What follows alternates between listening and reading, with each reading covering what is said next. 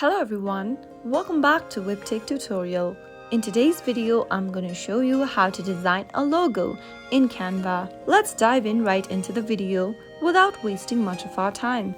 Open your Canva application and make sure that you're logged into your account. Once you're logged in, click on the plus button at the bottom of the screen. In the search box, go ahead and search for logo or select the logo option from the list. It'll then bring up a wide range of logo templates to choose from. You can scroll through the available option to use or simply use the search bar to find the specific styles or themes. Now, select a template you'd like to use. You can now customize it to fit your brand or idea. You can now modify the text color, fonts, graphics, etc.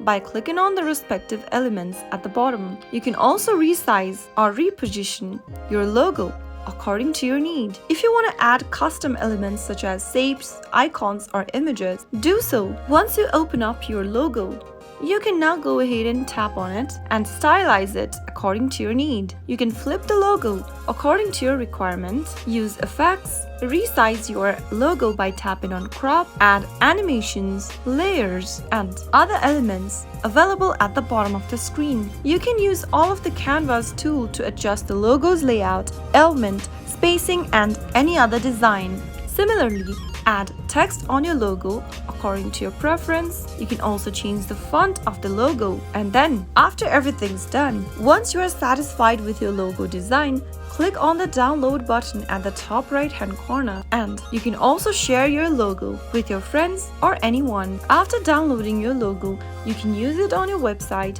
social media profiles, business cards, and other branding materials. That is how you can easily design a logo with Canva. If you found the video to be helpful, go ahead and give us a thumbs up. Don't forget to subscribe to our channel by hitting the subscribe button. Also press the bell icon so that you'll never miss another upcoming upload from us. I'll see you again in the next video. Goodbye till then.